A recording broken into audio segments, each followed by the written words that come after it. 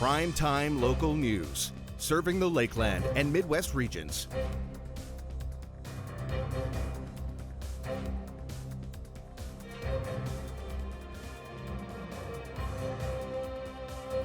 Closer to home, with the help of the federal government as well as the province of Saskatchewan, funding for Lloyd Place is getting the green light.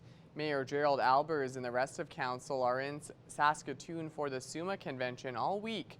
The end result was the city of Lloyd receiving over $50 million in funds for the new facility. The $50 million was emphasized that was the maximum the project could be for this grant application. So we went ahead with it anyways, even though our project was well over $50 million. This was the funding stream that was available, and they could only grant up to basically a 66% costing of that $50 million project. Now, the city of Lloydminster is eager to get started on Lloyd Place, specifically with the current state of the Civic Center. And again, I just remind people that the Civic Center has an age limit on it, and we don't want to push that age limit. We'll continue to work with the engineer to ensure that it's structurally sound, but sooner or later we'll reach a point that it's reached its expiry date. Lloydminster Place is expected to attract large-scale events as well as support recreational activities and the Bobcats. Now, there's definitely still a long way to go with the Lloydminster Place project, but that funding was a big announcement this week. And now we have the story of a made-in Lloydminster public art project, years in the making. It's called Faces of Lloydminster. One of the faces had its debut at the Synergy building today, along with many of the artists involved. One thing led to another. I said, I don't know any artists, so we put it on the artist group, and in a month and a half, we had 27 people sign up for it. Over a year ago, Mick Clausen created a large cement face, and with the help of a fellow artist and a neighbor, came up with the public art project Faces of Lloydminster. His garage is always open, that's his studio. And he was showing me all of his prototypes and how he builds it, and it's so fascinating to me too, because it's beyond my realm. And he was saying, like, what do you think of this? And I said, I think it's amazing. Are you on board? I'm like, yes. The next step was to secure funding. Local organizations stepped up, including Synergy Credit Union.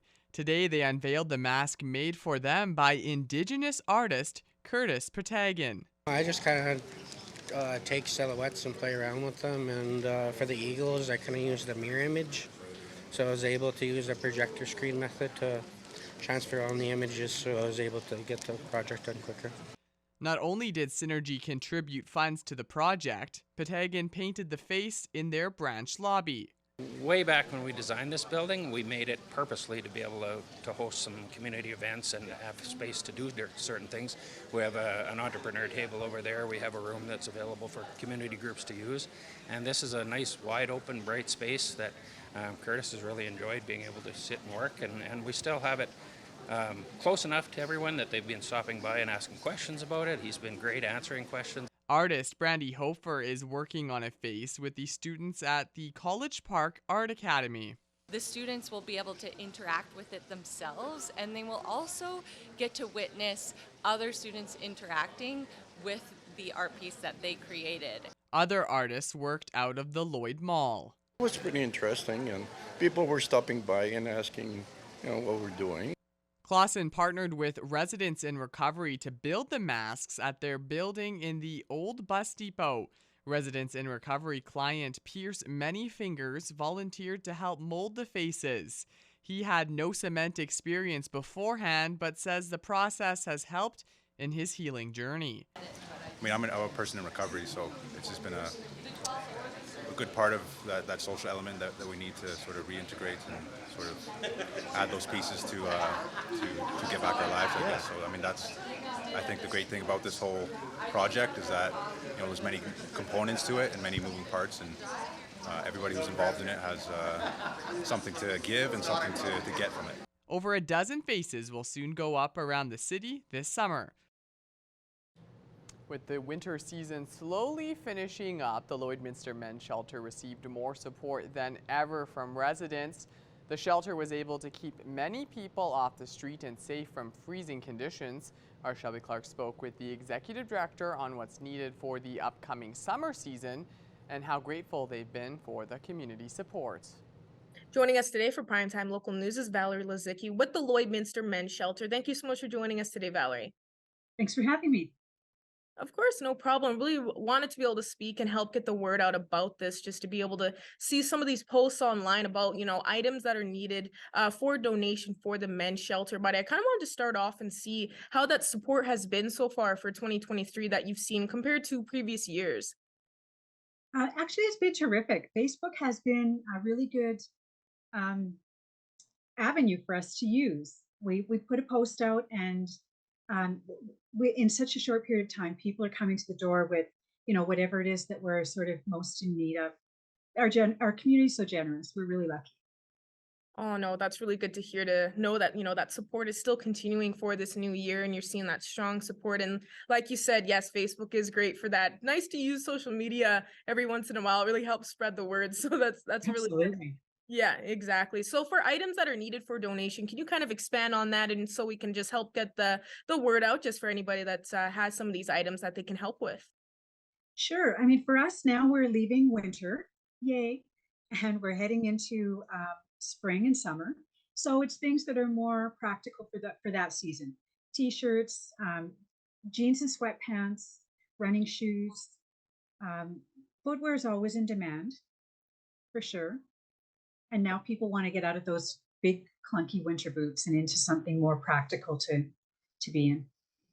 Oh, perfect. So I'm sure there's many people that probably have a lot of spare of those items lying around, or, they have those extras, or they're willing to go buy them for them and help support. So yeah, that makes sense, especially as we move more into the spring season finally, which is always really nice. Yeah. And volunteers needed for the men's shelter, is that kind of in need of what as well right now? Oh, absolutely. Yeah, we've got some fundraising initiatives that we want to get started on, and we're now asking for volunteers for our fundraising committee. So it's fun work. We get to sit around and plan activities and stuff like that, and it's no experience required. But if someone has fundraising experience, we sure would like to hear from them. All right, perfect, perfect. And for some of those fundraisers that are coming up, would you be able to kind of let us know about what's going to be possibly coming up for the men's shelter here? We're looking at a golf tournament this year, for one, and it's our 15th anniversary, so we're probably going to have an open house and invite the community to come in and check us out and get a tour of the shelter and get a chance to talk to people. And through the winter season, you were saying that you saw some good support. So did you have like a lot of items that were donated through the winter season that really helped out? It was amazing. Yeah, it was amazing. We were so lucky for coats and blankets and boots. I think this was just a bumper crop year for us. No, that's really great to hear. It's always nice to hear how strong that support is in this community. You see it all the time. So that's really nice to know that it's been doing that for the men's shelter. Now, is there anything else you want to add that I may have missed out on that you want to let people know about for the men's shelter, what's coming up and what's kind of needed? Well, we've just closed down our warming center for the winter, and we're already starting to plan for winter 2023. We want to get a head start.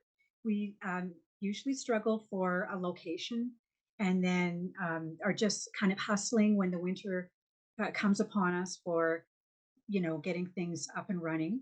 So we're already planning. And so I think probably what I would want to put the message out for the community is, if you're a business or an individual who wants to financially support those most in need in the winter, we're looking for donations. We're looking at a rental space and staffing it, trying to keep people indoors through the winter so no one freezes to death.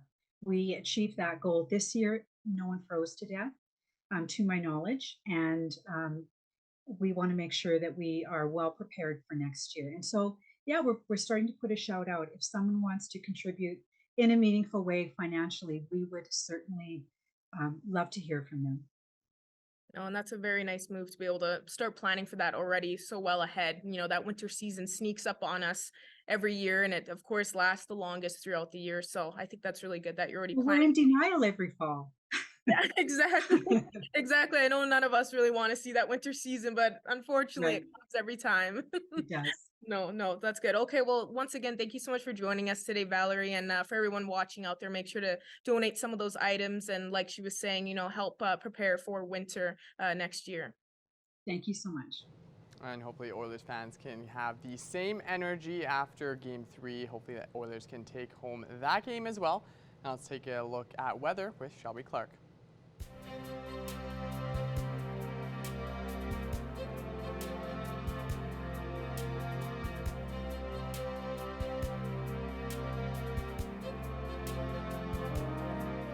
Thank you so much, Mr. Jace Mackey. Yes, what a great game that was. I know we watched the full thing. We loved it.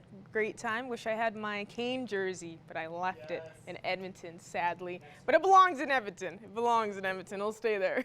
So hopefully Game 3 will be nice and we'll get that, exactly that same kind of outcome that what we saw last night. But we shall see. Now switching over to our first look at your weather forecast here for our Thursday here in the Border City.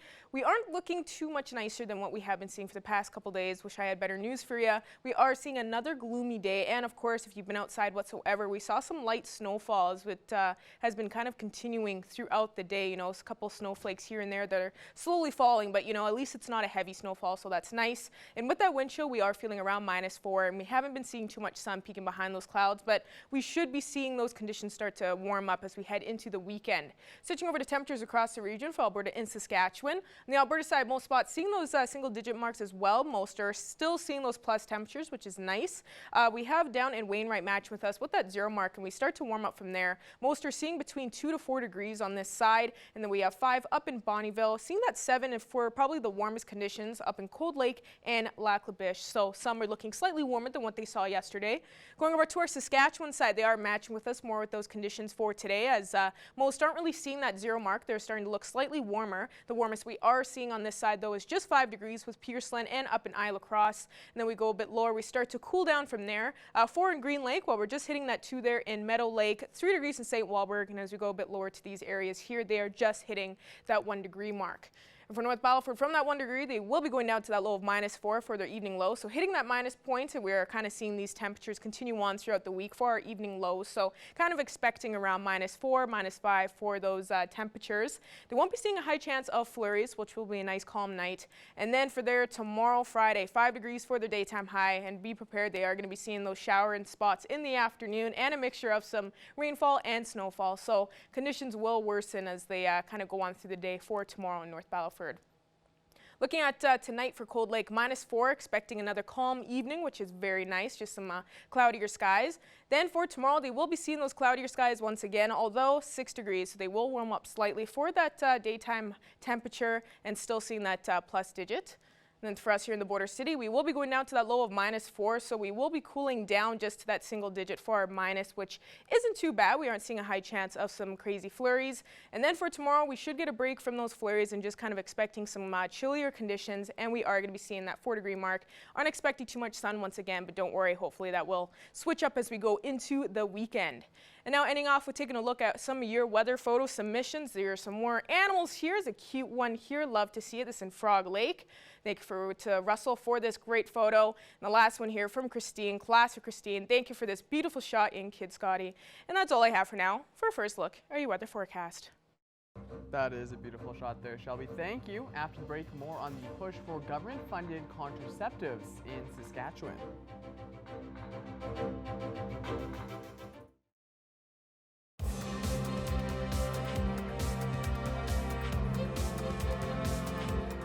The Lakeland Wrestlers women's soccer team has a new head coach.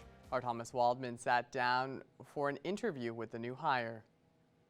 Today we have Doyle Church, the new women's soccer coach for the Lakeland Wrestlers, as well as the futsal program that runs in the second semester. And so thank you so much for being with me today, Doyle. Thanks for having me. Pleasure to be here. All right, Doyle, so tell me a little bit about your Lakeland journey and how you kind of rose up the ranks to end up becoming the head coach of the women's team. Yeah, so I initially started at Lakeland in 2016 as part of the men's program. Worked my way from a rookie that never really played all the way up to kind of a leader of the team. And then after my 5 years, I wanted to stick around, became assistant coach of both the men's and women's program, and that put me in position to be where I am today as a head coach. And so Doyle, kind of what are you looking to do with this women's program? It's been decently successful as the soccer program has been picking up over the years, especially after COVID.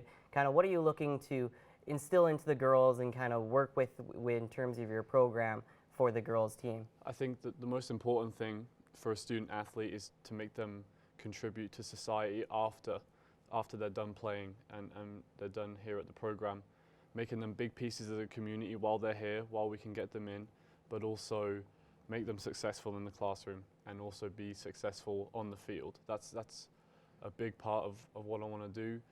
We call it the 3 pillars, the 3 C's, the competition, classroom, community. I'm trying to check all those boxes and make sure that not only we're doing that as a mandatory service, but also we're excelling at it. And then one thing, you of course came from the program, so you know that transition from playing on the pitch in the summer, and of course it gets a little colder because we're here in Canada, but then going indoors into the futsal program. How much of a transition and change do you have to make for that program, especially as a coach now? Yeah, so soccer is very, very fast paced. You know, you come in, you get like 2 or 3 weeks with the team to really try and get on the same page, and then games, 2 games a weekend, all the way up until there's snow on the ground, you can't go anymore.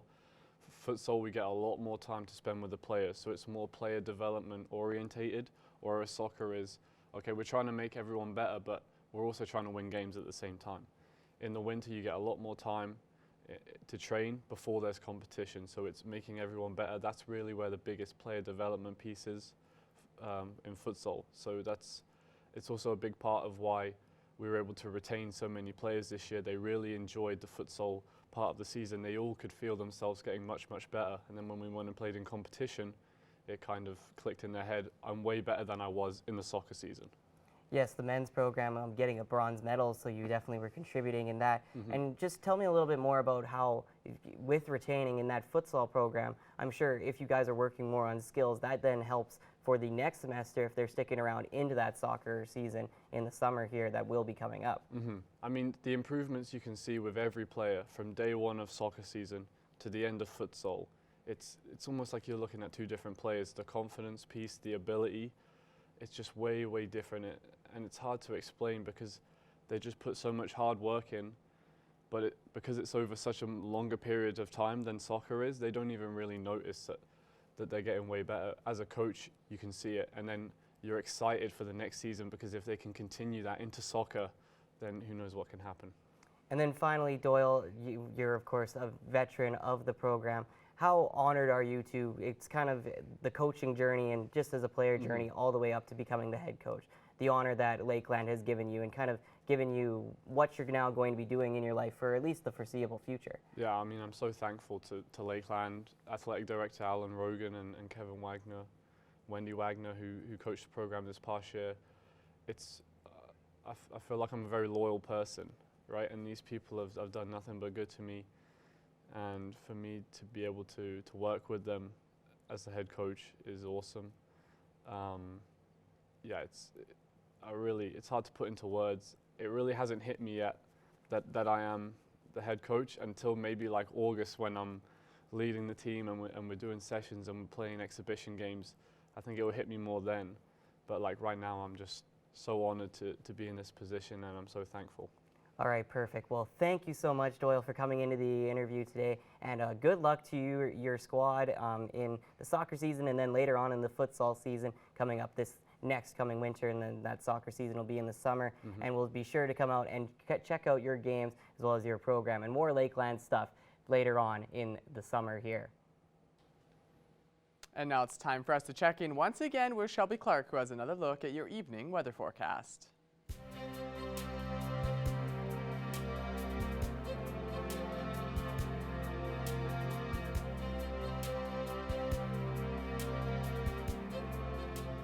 Thanks so much again there, Mr. Jace Mackey. Yes, now taking another extended look at your weather forecast. We'll be starting off with our central zone of the provinces here. And on the Alberta side, we have warmed up slightly in some areas, especially for Jasper, as they are seeing those double digits now, just at 11 degrees. And then we are kind of seeing the same conditions in most spots than we have been seeing for the past couple days.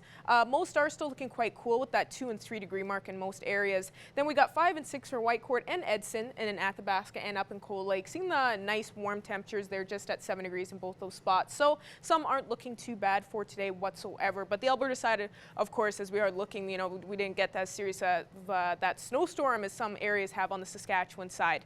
Now looking on our Saskatchewan side for our central zone, they are of course seeing those minuses. -2 over in Melfort, while it is -1 for both Prince Albert and Saskatoon. And then we have some that have slightly warmed up, just hitting that 1 degree mark for North Battleford, and then 3 up in Meadow Lake. So definitely looking a lot cooler on our Saskatchewan side here in this zone, unfortunately. Now as we go over to our northern zone, they are kind of matching with us more in our central area on the Saskatchewan side, as they are kind of seeing around 6 and 7 degrees for their warmest conditions in most spots. And then we have some that are slightly cooler, seeing that 2 and 3 for South End and Flin Flon, and then right in the middle there with Wollaston Lake just at 4 degrees. Going back over to Alberta side here in our northern zone, they have warmed up as well by a couple degrees compared to what they had been seeing yesterday. 9 degrees seems to be the warmest, as they are getting closer to those double digits once again for Fort McMurray and Grand Prairie. Then we got that 8 degrees there in Peace River, Slave Lake and Fort Chipewyan, both at 7 degrees. And then the coolest seems to be High Level with that 6 degree mark. So continuously it seems these spots are seeing some slightly warmer conditions compared to the rest of these areas here. Going over to our southern zone now, they have definitely cooled down quite a bit from what they have been seeing throughout this week. They've been seeming to continue on that cool train, that cool track, and it seems to continuing that pattern throughout the week, especially for Medicine Hat, as they now are at -1. Lethbridge continues to see that 1 degree mark, so Lethbridge hasn't been seeing too much warm conditions throughout the past few days. Calgary is still sitting at 1 as well, while Coronation has flipped the script. They usually were seeing some slightly warmer conditions. Now they're back to seeing slightly cooler, just hitting that 0 mark. And then over in Banff, seeing the warmest on this side with 6 degrees. And now going back over to our Saskatchewan side, they are continuing seeing some slightly cooler temperatures compared to all the rest of these areas that we have been looking at, as all spots are now seeing those minus points. -3 seems to be the coolest condition for Swift Current and Yorkton. Then we got -2 for Moose Jaw and Regina, and then the rest there with Kindersley and Estevan just at -1, but unfortunately not seeing too many plus temperatures just yet. Now as you look at some overnight evening low temperatures expected in these surrounding areas on this list here, wow, absolute the same temperature expected. My low of -4. Don't really have to get too much more into those temps there. Can't really say much more. Although condition-wise, most spots are going to be expecting a calm night tonight. Not too high of chances of flurries, rainfall, or snowfall. So it will be mostly calm for most of these areas here, besides Provost, as they are seeing a 40% chance of that precipitation. So they are going to be expecting some flurries later on in the evening. So just be prepared for that for everyone in Provost for tonight. Looking at our hourly forecast for our Friday here in the border city, we are hopefully warming up throughout the day. We are going to be starting off slightly cooler with that -4, -3. Then as we go through the day, hitting around 2 to 4 p.m. for our daytime high, we will be reaching around 3 to 4 degrees. So that'll be nice to see that we are looking slightly warmer compared to what we saw for today. And we only will be cooling down to around that 0 mark, because as we head into our weekend, we should be seeing some nice conditions. Past Friday, of course, with those gloomier conditions, we will be looking at that 7 degrees on Saturday with a mixture of some sun and cloud. And be prepared, because as we end off the weekend on Sunday with that 11 degrees, we will be seeing some double digits continue on from there into next week. That's all I have for now. Our Jace Mackey will have more news coming up after the break.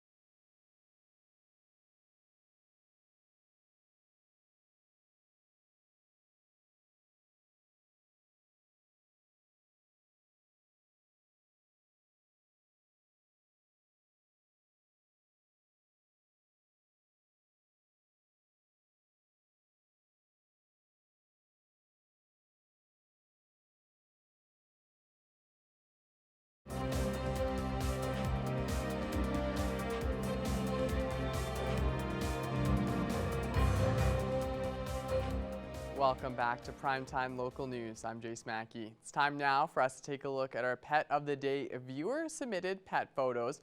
We got some nice photos this week, and don't forget you can always submit pictures of your pets on our Facebook page.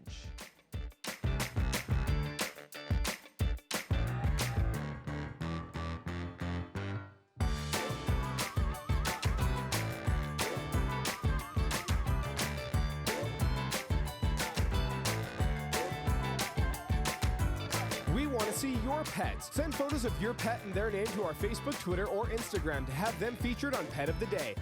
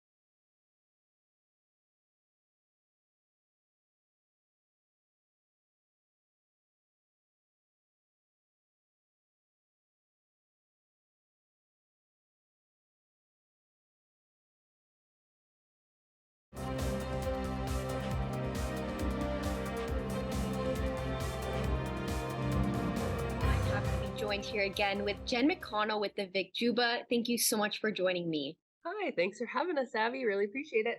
Of course. Now, we talked last week about the Fun Money Casino, but there are a few other events taking place, including a big concert featuring a big name in this community, Brett Kissel. Tell me about what that will be like. Absolutely. So I'm going to grab our poster here. So we're actually going to be having what's called the Vic's Crank It Up Cabaret featuring Brett Kissel at the Lloydminster Exhibition Grounds in the Saskatchewan building. So that's a new thing for us to have that size of an arena show. So we're really pumped up on September 7th. We're going to be hosting that out at the exhibition grounds, and it'll have an opening act. It'll then have Brett play, and then we're going to have a closing DJ. So we're really pumped to have Maz Entertainment as our title sponsor with that. He'll set up all the amazing production stuff that people are used to in those size of arena shows. And so we have about 3,000 seats to sell for that event. And it'll be, again, an annual thing that hopefully, if we have good support for this year, we'll just be able to keep growing on and adding those style and size of artists in the community.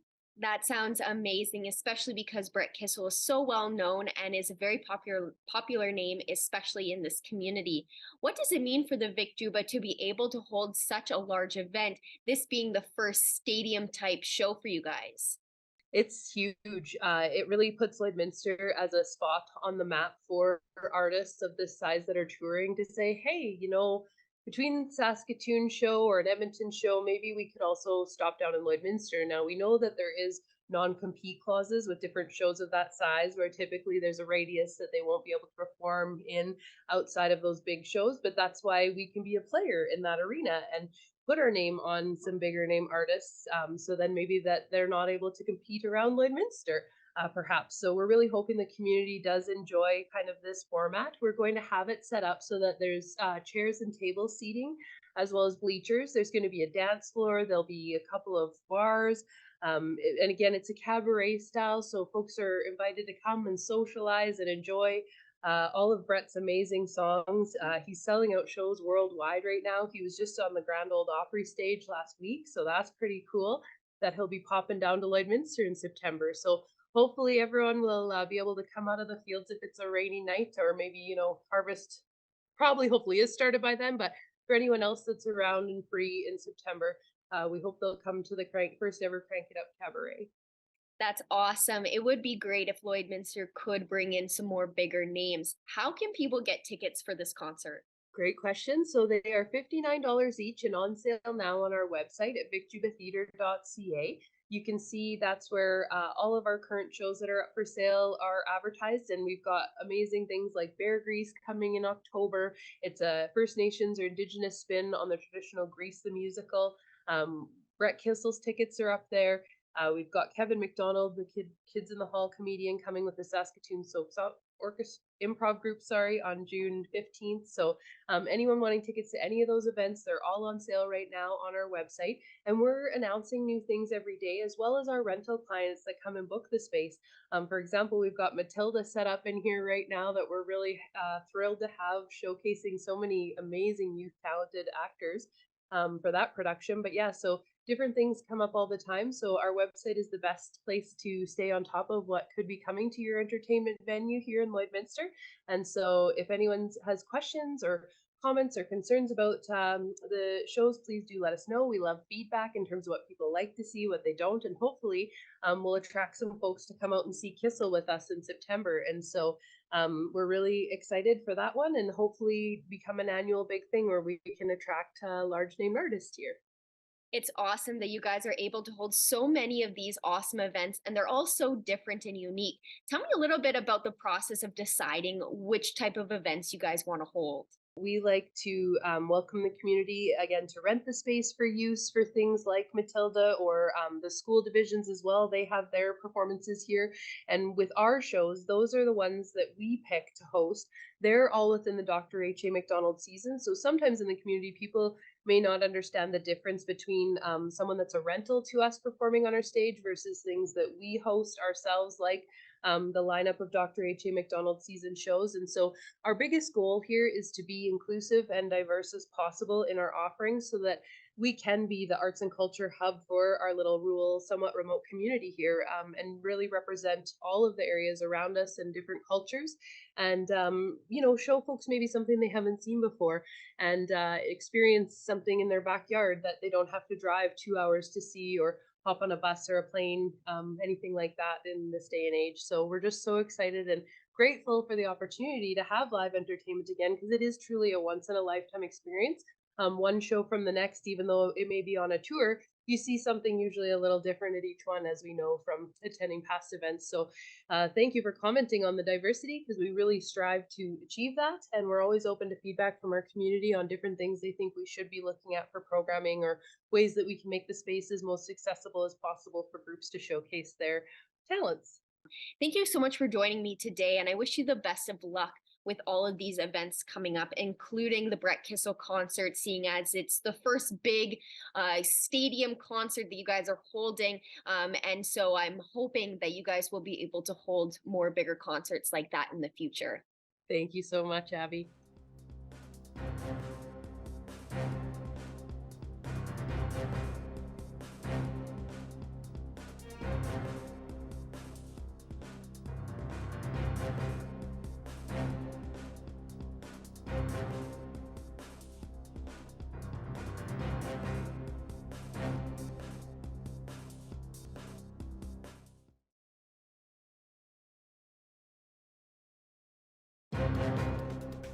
Furniture set and design supplied by Furniture Gallery and Furniture House, downtown Lloydminster. So I'm here with Randy Marsh on behalf of the Lloydminster Motor Club and their car show coming up later next month. So Randy, can you tell us just a little bit about what this car show will actually be like?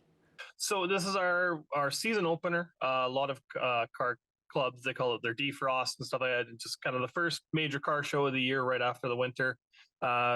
Stretching the legs of all the old iron and stuff like that, and bringing out anything like the motor club itself. We don't have just an appreciation for one set genre. We're kind of got an appreciation for all of it. So yeah, if you're tuner, muscle, we've even had a couple big rigs come out to some of our shows a few years back. And no, it's just a season opener just to kick off the year car shows. And could you possibly just give us an example of a few of the cars that are already registered for this event, if there are any at all? I don't have anything scheduled just yet. We've only had the event going up for about a week so far, but we generally get a wide variety of vehicles coming in. Again, like last year at our closer, we actually had a gasser drag car, a couple Supras, we had a Maserati, Bentley. It was, it was really interesting. We generally get a wide variety of vehicles, cars, trucks, bikes, even little mopeds. And there's one guy who cruises around on his little 50cc motorcycle. And so, Randy, could you give us the date, time, and location for this event as well? We're going on May the 28th from noon till 5. It's going to be at the Lloydminster Exhibition Grounds, the Nissan Hall, which is the more south end of their parking lot. We will be doing the vehicle entry is going to be by donation, with 100% of the proceeds of that is going to be going to Border City Connects for the Lloydminster Handyvan Society. And we will have music, and we're breaking out our barbecue, so we'll be doing food all day and stuff like that, and drinks. And it should be a very, very fun day. And will there only be cars at this show, or will there be something else that people can go to for entertainment or possibly food as well? Yeah, so we're going to be handling the food ourselves, and we're still in the planning processes, but finalizing some of the agreements with some local businesses as well. And we're going to see what we can bring out for entertainment. We try to bring a little bouncy house for the kids and stuff like that. We're trying to see if we can do a burnout pad, but there's a lot of people don't like burnout marks on their parking lots, so we got to be a little careful on that one. We should have. We're like I said, we're just finalizing everything right now, and should hopefully have some answers coming up closer to the event. That's kind of why we gave ourselves about 5 weeks to get this going. And Randy, for the people who want to enter their cars into this show, is there any way that they can get in contact or possibly register their car themselves? They can actually get a hold of us on Facebook. The Lloydminster Motor Club is on Facebook. We do have a website as well, email, phone. The easiest way is definitely through Facebook. And if you did want to reserve an area, we do have areas where we can reserve. If you want to park beside 3 or 4 of your friends, we can have an area reserved for you for that. And that would definitely not be a problem to help organize. Is there anything else that you'd like to bring up that I just haven't asked in our conversation so far, Randy? No, actually, I think it's about it. I really want to thank the volunteers that are helping us put this on, and help the community as well, especially the Lloydminster Exhibition Grounds, for allowing us to use their property. We're a small not-for-profit. We don't require a lot of money over the year to operate, so we do try to give back as much as we can. And it's nice to work with these businesses that also kind of see that and want to help us help other people as well. Well, thank you so much, Randy. That should be every question I have to ask. No problem. Thank you.